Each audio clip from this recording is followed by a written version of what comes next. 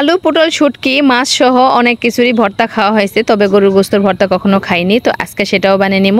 তো বানিয়ে নেওয়ার জন্য গরুর গোস্তগুলো আমি ভালো করে ব্লেন্ডার করে একটা প্যানের মধ্যে নিয়ে নিলাম। নিয়ে নেওয়ার পরে কিন্তু আদার টুকরা দিয়ে দিলাম, দিয়ে রসুন দিয়ে দিলাম। রসুন দেওয়ার পরে পেঁয়াজ কেটে রাখছিলাম, পেঁয়াজগুলোও দিয়ে দিলাম। দিয়ে দেওয়ার পরে এগুলো সব উপকরণ নিয়ে নেওয়ার পরে তারপরে আমি এখানে দিয়ে দিব লবণ, স্বাদ মতো।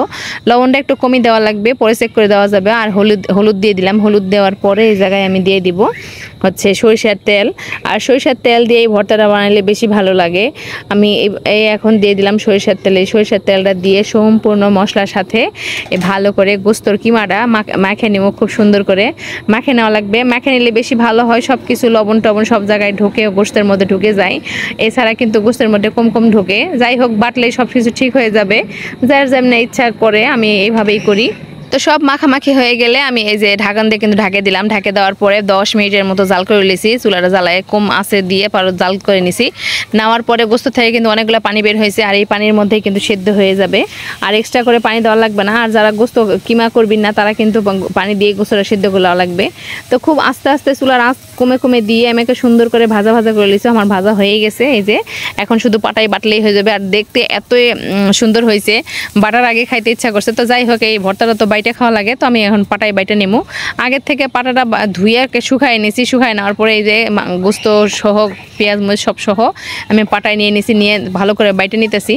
আর এই ভর্তাটা একটু ঝাল টাল দিলে বেশি ভালো লাগে। আমিও পরিমাণ মতো অনেক বেশি ঝাল দিছি।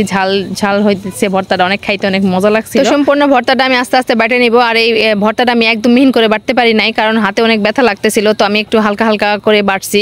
তো যাই হোক, এই ভর্তাটা যত মিহিন করবেন তত বেশি মজা লাগবে। তো আমি যেভাবে পারছি সেভাবে করে নিয়েছি। এভাবেও খারাপ লাগে না, অনেক মজা লাগছে আর অনেক সুস্বাদু হয়েছিল ভর্তাটা। তো সমস্ত ভর্তাটা আমি এভাবে বাইটে নিলাম। বাইটে নিয়ে কিন্তু একদম আঠা আঠা শুকনো শুকনো ভর্তাটা হয়েছে। যেহেতু গরুর গোস্তের ভর্তা, গরুর গোস্ত কিন্তু অতটা যা পানি বের হয়েছিল সব পানিগুলো আমি ভাজে টাজে শুকাই নিছি।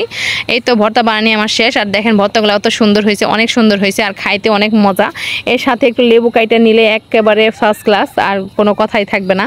1 প্লেট 2 প্লেট ভাত একে চোখ বন্ধ করে খাইতে পারবেন। তো আমিও প্লেট ভরে ভাত নিয়ে নিয়েছি, আর সাথে 1 পিস লেবুও নিয়ে নিয়েছি। আর দেখেন এত মজা খাইতে, কি বলবে। ভর্তাটা দিয়ে একটু লেবুর রস দিয়ে ভাত, আমি আর কোনো তরকারি লাগেনি, আমার একে ফটাফট খাই উঠছি।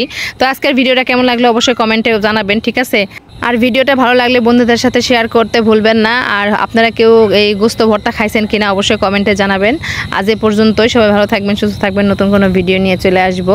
আর আপনারা কমেন্ট করবেন, কমেন্ট করলে আমার খুবই আগ্রহ বাড়ে কাজের প্রতি। তো যাই হোক, সবাই ভালো থাকবেন, সুস্থ থাকবেন। আজ এ পর্যন্তই। আল্লাহ হাফেজ।